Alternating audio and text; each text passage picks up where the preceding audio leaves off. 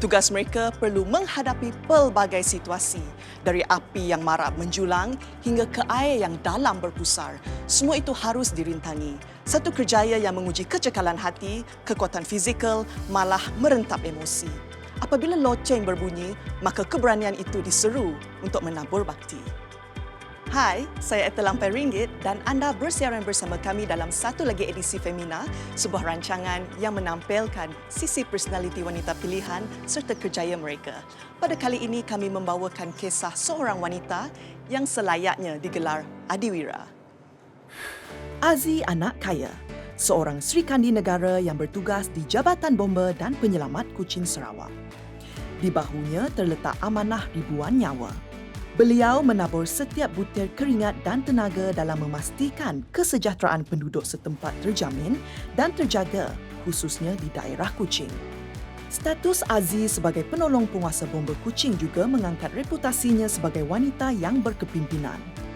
Puluhan anggota di bawah seliaannya menjadi tanda aras bagi wanita ini, membuktikan yang tiada halangan bagi seorang wanita menjadi teraja utama sebuah pasukan keselamatan beruniform. Gagah, berani dan semangat berbakti disemai dalam jiwa sejak awal penglibatan beliau. Bersama kami selama setengah jam seterusnya untuk mengenali secara lebih dekat sisi wanita kental ini serta perjalanan hidupnya. Semua ini hanya di Femina. Kanan baris! Keluar! Baris!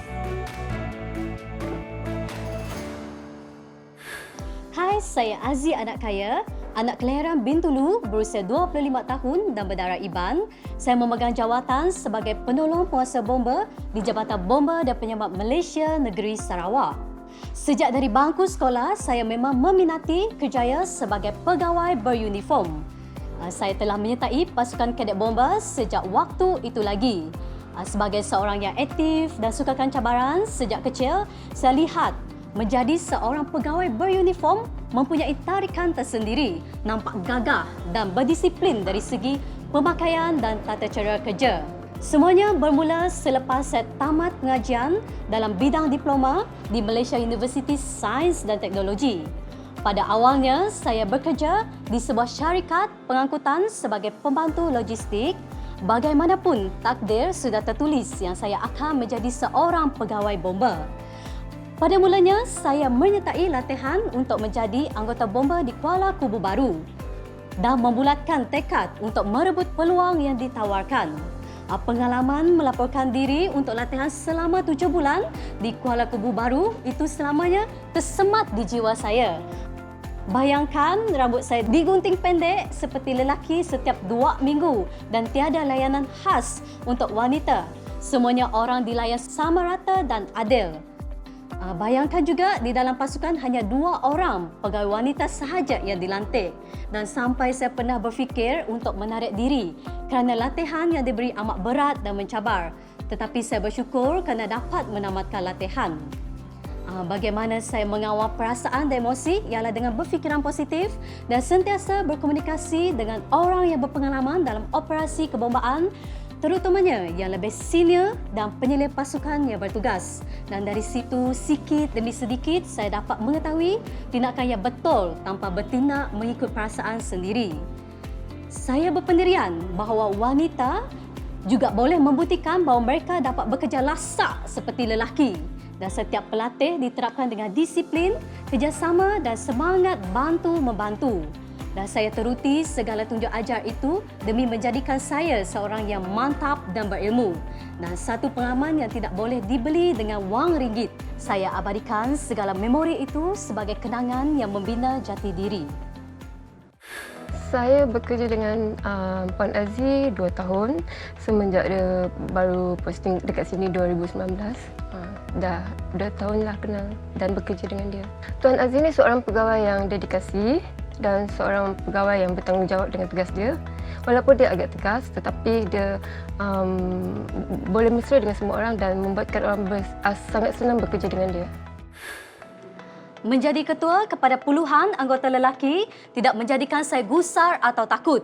saya anggap ini satu penghormatan tertinggi bagi wanita seperti saya untuk memecahkan dominasi lelaki. Wanita boleh lakukan apa yang mustahil dan kita boleh berdiri sama tinggi jika azam kita kuat dan kukuh. Jika kita lihat geografi serta muka bumi di Sarawak, memang negeri ini agak mencabar. Oleh sebab itu, kesukaran kita dalam menjalankan kerja-kerja menyelamat memang berganda. Ada sesetengah kawasan itu memang sukar dilalui dengan jalan darat maupun air. Kita terpaksa gunakan pelbagai cara dan berfikir dengan pantas untuk sampai ke sesuatu tempat jika ada kecemasan.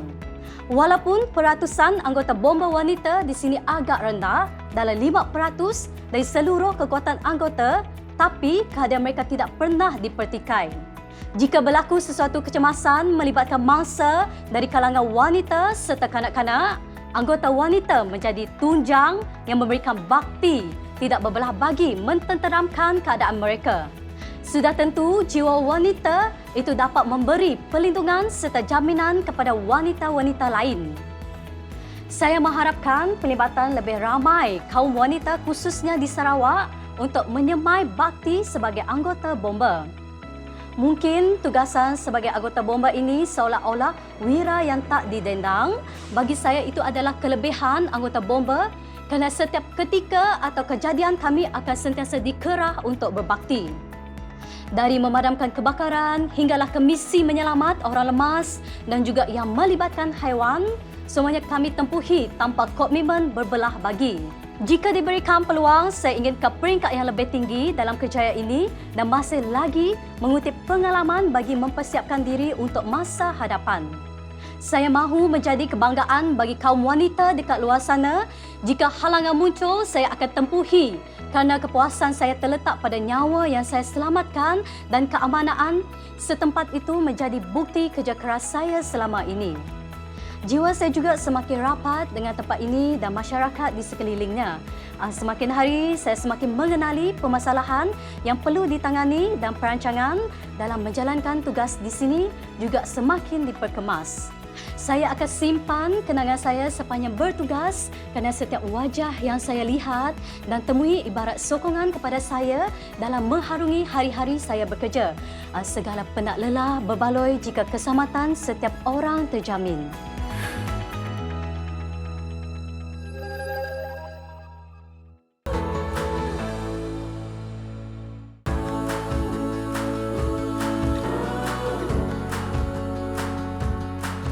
Bersama kami di Femina dan anda bersama kami di sesi Temu Bual bersama dua personaliti kita pada hari ini. Salam perkenalan daripada saya Tuan Aziz dan Cik Faliza. Terima kasih atas jasa dan bakti yang dicurahkan kepada negara ya.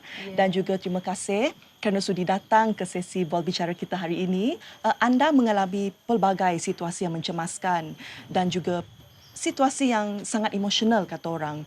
Bolehkah ceritakan bagaimana anda mengawal emosi tersebut? Kita bermula dengan Tuan Aziz dulu dan Cik Faliza. Okey, sebagai contoh satu kecemasan di mana saya pernah mengendalikan satu kes pencarian mangsa lemas di Kampung Trombo di Sungai Ramungan. Di situ pertama kalinya saya dilantik sebagai pemangku ketua balai, Balai Petrajaya, dan saya telah menjadi komandan operasi semasa pencarian mangsa lemas tersebutlah.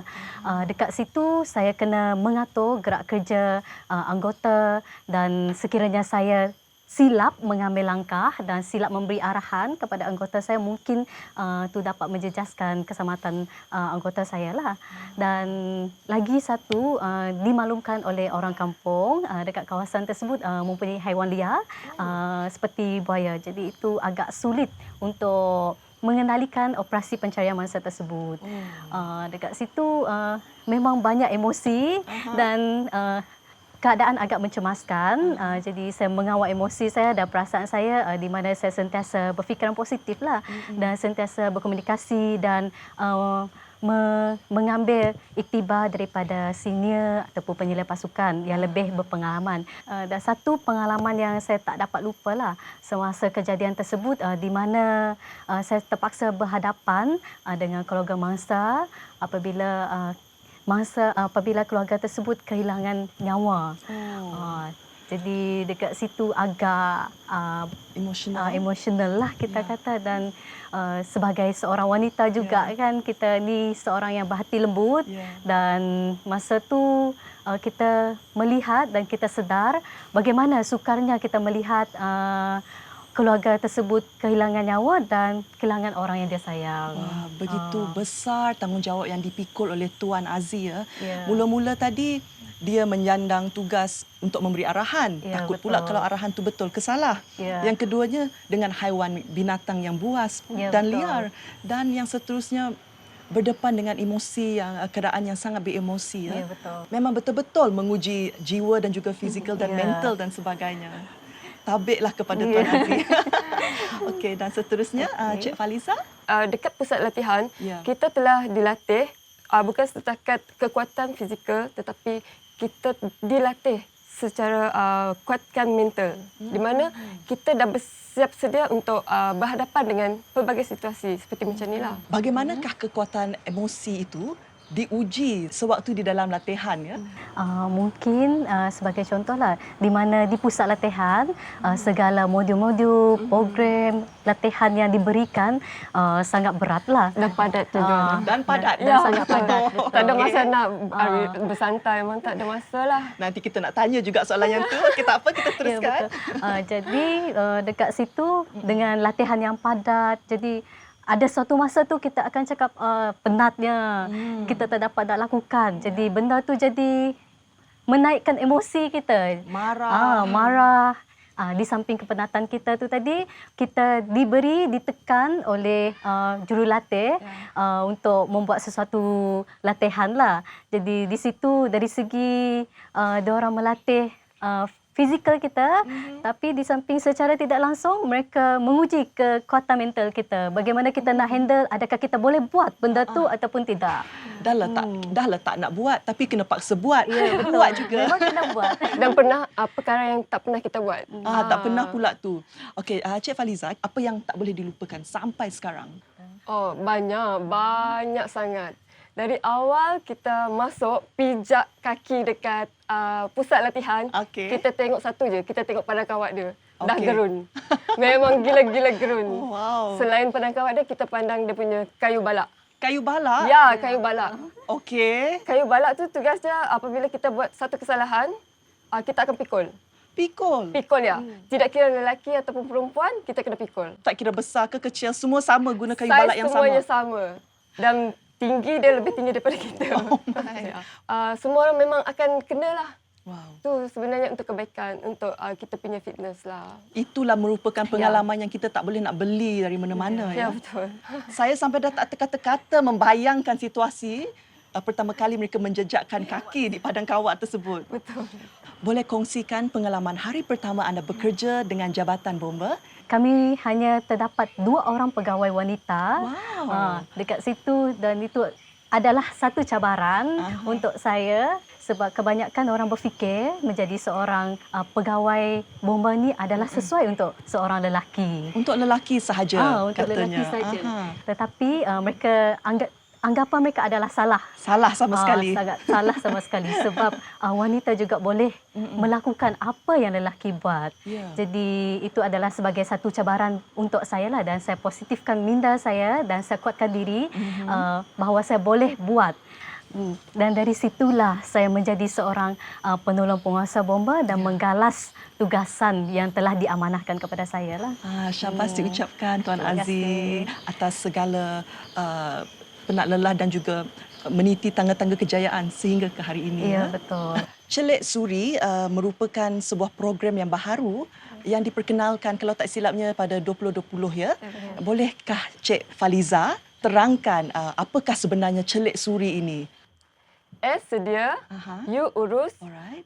R risiko dan I isi rumah. Sedia, urus, risiko, isi rumah. Okey, bila dikatakan isi rumah ni, kita pendekatan adalah untuk golongan wanita. Ini merupakan program khas untuk kaum wanita. Betul. Dan Wow. akan dikendalikan oleh pegawai wanita kita juga. Yang ya, terdiri betul. daripada Tuan Azzi dan juga Cik Faliza Ya, semestinya. saya. Saya teringintlah nak pergi ke program tersebut? Sangat dianukan. Kenangan paling manis sepanjang berkerjaya sebagai bomber? Okey, kenangan paling manis yang tak dapat saya lupa adalah semasa latihan. Okey. Semasa menjalani latihan di Akademi Kuala Kubu Baru, di mana dekat situ saya dapat satu pengalaman yang tak dapat saya lupa adalah di mana mengangkat hos, belajar mengangkat hos, bentang hos, cabaran memakai baju api yang memang panaslah, memang sangat bila kita kena panas, dan kena pakai berat lagi, kena pakai helmet, kena pakai boot. Di samping memakai baju tersebut, kami orang akan diberi latihan di mana kami orang akan satu memakai BA, breathing apparatus. Kedua adalah masuk ke tempat yang sempit, seawall. Kita tak dapat nak lupa satu kenangan yang memberi kita kekuatan dalam menjalani sesuatu tugasan. Jika anda bukan seorang bomber, okey, apakah kerjaya yang mungkin dilakukan sekarang? Memang dari dulu saya berminat untuk menjadi seorang penyelamat, di mana saya dulu menyertai seorang kadet bomba, sebab saya memang dari tingkatan 3 sampai tingkatan 5 saya telah menyertai kadet bomba, dan dari situ saya dapat belajar apa itu bomba sebenar. Jadi secara jujurnya memang tak terfikirlah nak berkerjaya sebagai apa. Dan Cik Faliza, bagaimana pula dengan kononnya kalau tak jadi bomber, jadi apa pula? Okey, kalau saya tak jadi bomber, saya tak kisah saya jadi apa, janji skop dia penyelamat. Sama juga. Mungkin sebab itulah ditakdirkan. Duduk di bangku yang sama. Terima kasih diucapkannya. Terima kasih. Baiklah, sebelum kita menutup tirai sesi Bola Bicara kita pada hari ini, Tuan Azzi, ada apa-apa pesanan yang ingin diberikan kepada penonton kita di luar sana? Okey, satu pesanan saya adalah wanita-wanita dekat luar sana bolehlah cuba untuk menjadi seorang atau pegawai bomba, sebab itu adalah satu cabaran dan kita kena tunjukkan kepada masyarakat, kepada semua orang awam, kepada lelaki terutamanya kepada lelaki bahawa wanita juga boleh buat dan kuat untuk menjadi seorang anggota atau pegawai bomba. Ya, terima kasih. Sungguh bersemangat selepas mendengar kata-kata semangat itu tadi, Tuan. Okey, dan Cik Faliza, ada apa-apa kata-kata semangat dan kata-kata motivasi mungkin? Simple. Simple tapi pedas. Dengar, beri perhatian. Jangan takut untuk mencuba. Jangan takut untuk mencuba. Okey, dan kita akan bertemu lagi di segmen yang seterusnya selepas ini.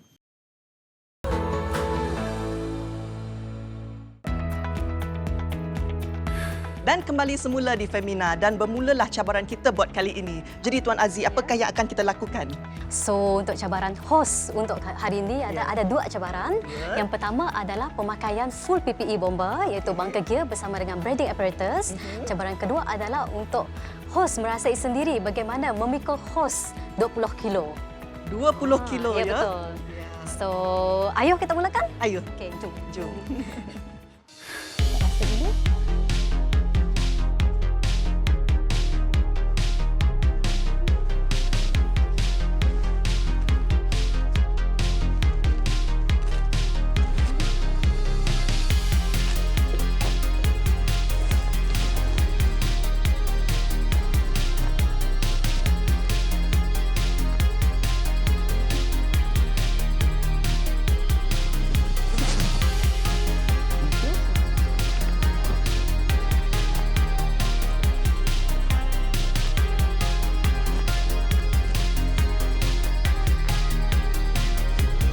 Bersedia untuk masuk jentera? Mari. Okey, jom.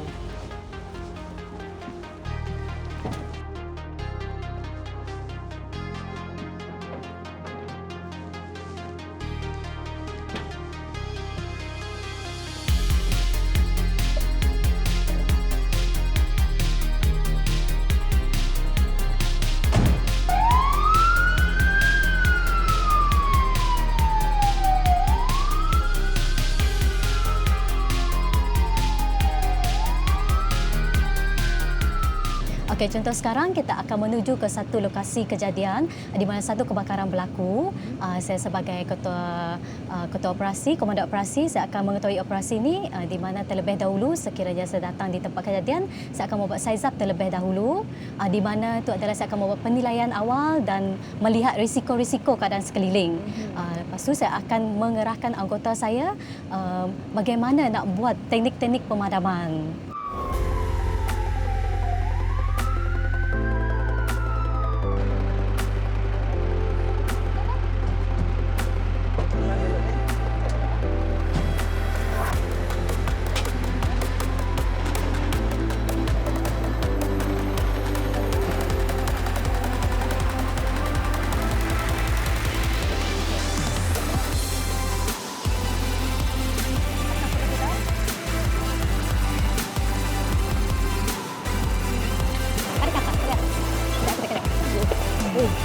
Tarik ke atas sampai sekejap. Tarik dah.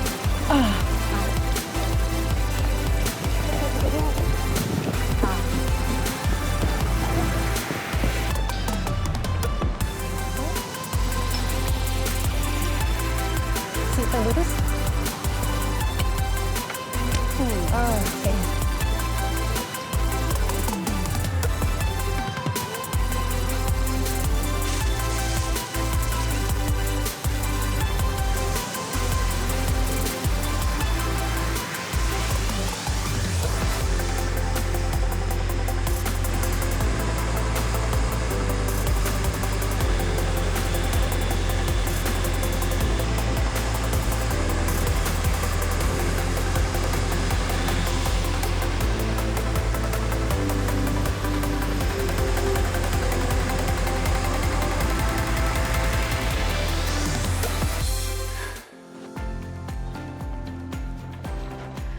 Terima kasih Tuan Azzi atas tunjuk ajar serta pengalamannya cukup menyeronokkan itu tadi. Okey, sama-sama Puan.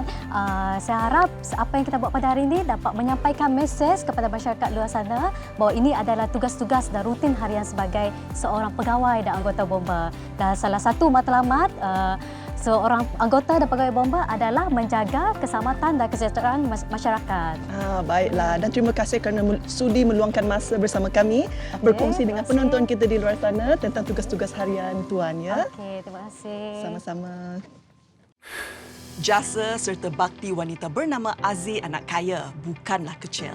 Hasratnya dalam mendidik masyarakat setempat dengan ilmu mencegah kebakaran juga wajar diberikan pengiktirafan tertinggi. Wanita gigih ini juga tidak mensia-siakan alam sekitar dengan menerapkan nilai-nilai murni sejagat tentang menjaga kebersihan alam tidak kira di mana beliau berada. Bertugas jauh dari kampung halaman tidak mematahkan semangatnya dalam menyempurnakan amanah yang tersandang di bahu beliau. Segala kepayahan ditempuh dengan kekuatan mental yang telah dilatih sejak bertahun lamanya dalam menghadapi musibah yang tidak diduga. Dirinya seperti lilin yang membakar diri demi menjadikan beliau insan berjiwa berani yang dipandang tinggi di mata masyarakat. Pelbagai tragedi sudah ditempuh dan sedikit pun tidak menyelemahkan Azzi dalam mengharungi hari-hari yang mendatang. Ini membuktikan kaum wanita mampu menjadi seorang pemimpin, juga ikon dalam satu tugasan. Tiada alasan boleh diberi untuk menidakkan kenyataan ini. Apa yang boleh dilakukan oleh kaum lelaki mampu dilaksanakan oleh wanita juga. Berat atau ringan permintaan tugas itu bukanlah persoalan. Saya percaya Azzi mampu melangkau potensi dirinya sendiri kerana sejak dari awal kehidupannya, beliau tahu hala tuju perjalanan hidup yang dimahukan olehnya. Kita harus sematkan dalam jiwa bahawa cita-cita kita perlukan anjakan dari masa ke semasa. Jangan hanya sekadar berangan di tampuk yang sama tanpa memperbaiki diri kita sendiri. Sekian saja Femina untuk kali ini. Jumpa lagi. Bye.